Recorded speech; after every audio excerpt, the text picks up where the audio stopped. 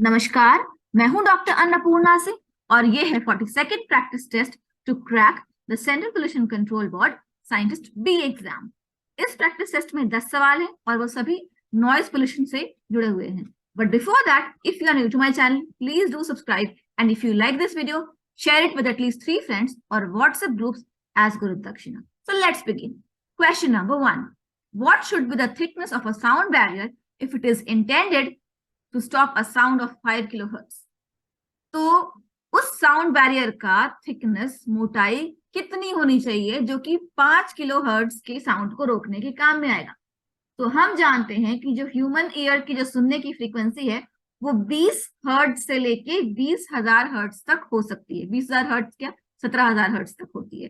तो मतलब कि अगर हम 20,000 हर्ट्ज मान के चले, मतलब कि 20 kilo hertz, so 20 hertz to 20 kilohertz is the range for human ear.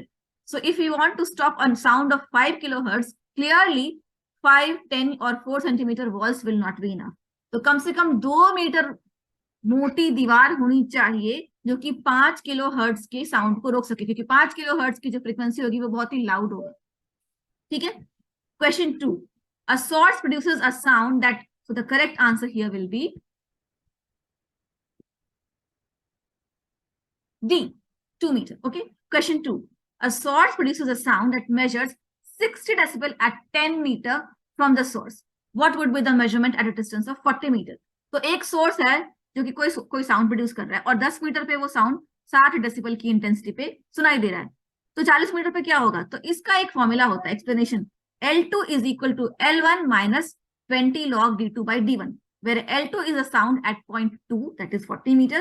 L1 is a sound at point 1 and D2 and D1 are distance. So L2 होगा क्या, हमको पता नहीं।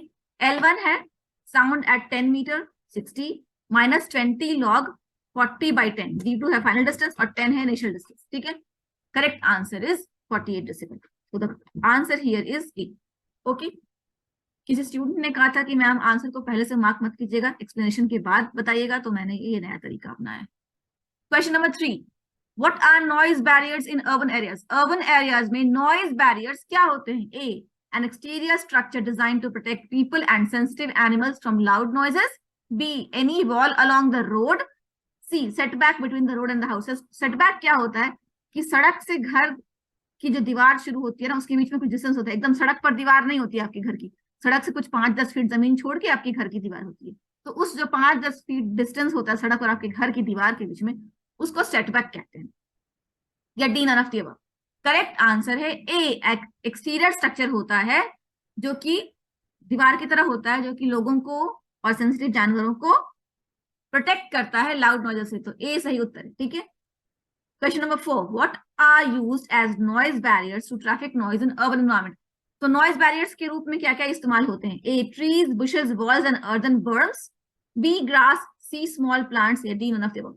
Correct answer is A, trees, bushes and walls. पेड़ हैं, झाड़ियां हैं और कुछ दीवार है या फिर अर्दन बर्म्स यूज होती हैं। और आंसर है ए। अर्दन बर्म्स क्या होती है ये मैं आपको एक इमेज से दिखाना चाहती हूँ। तो इस तरह का स्ट्रक्चर होता है अर्दन बर्म्स। ये नॉइज बैरियर का काम करता है सड़क के और आपके घर के बीच में। ठीक है। ये question number 5.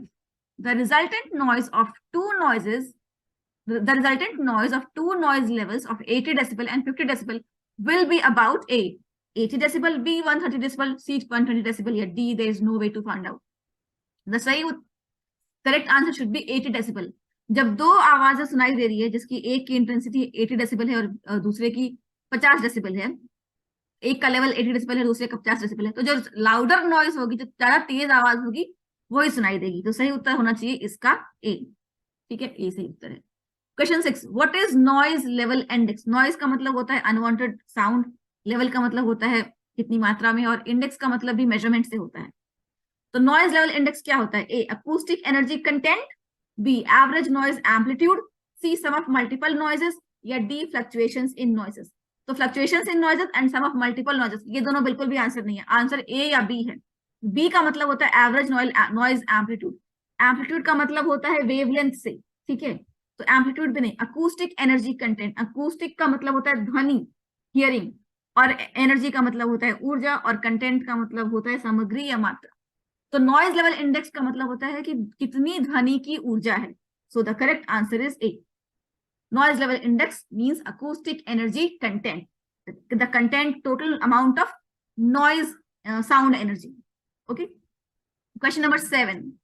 What is the permissible limit of daytime noise in industrial areas as permitted by the WHO? WHO means World Health Organization. कभी कभी simple questions भी ऐसे पूछ देते हैं.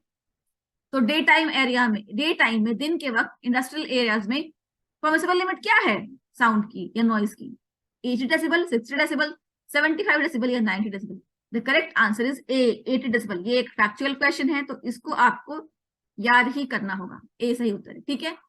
Question 8. Which of the following diseases is caused by noise pollution? ध्वनि प्रदूषण से इनमें कौन सी बीमारी होती है? Black lung disease? No. Black lung disease अक्सर माइनर्स, कोल माइंस में काम करने वालों को होती है. irregular heartbeat and heart stroke, asthma and bis stenosis. तो ब्लैक लंग डिजीज, एस्थमा और बिस स्टेनोसिस ये सभी फेफड़ों की बीमारियां हैं. तो ये जनरली एयर पोल्यूशन से होती है, किसी भी तरह टाइप के एयर पोल्यूशन से. और बिस स्टेनोसिस जो होती है वो कॉटन फाइबर्स से होती है. ये मैं आपको साथ में बताती जा रही हूँ इसलिए ताकि आपको एग्जाम में अगर इनमें से कोई क्वेश्चन पूछे तो बता सके. तो ब्लैक लंग डिजीज अक्सर कोल माइन में काम करने वालों के होती है. एस्थमा एयर पोल्यूशन से होती है. और बिस स्टेनोसिस जो होता है वो कॉटन टेक्सटाइल के फैक्ट्रीज में काम करने वाले लोगों को होती है, क्योंकि जो कॉटन के जो रेशे हैं वो नाक के थ्रू फेफड़ों में चले जाते हैं. ठीक है. irregular heartbeat and heart stroke. Noise pollution causes irregular heartbeat and heart stroke. Correct answer is B. Okay. Question number 9. What is noise? Noise क्या होता है? A. Undesirable sound. Yes. Unwanted sound तो noise होता है. Any disturbance, किसी भी तरह का disturbance. जब हम किसी फोटोग्राफिक फिल्म में या कुछ भी में, किसी भी सॉफ्टवेयर में भी अनवांटेड डिस्टर्बेंस होता है तो हम उसको कहते हैं कि नॉइज आ गया है. Unwanted vibrations, yes. D, all of the above. तो noise is undesirable sound, any disturbance, unwanted vibration, all of the above.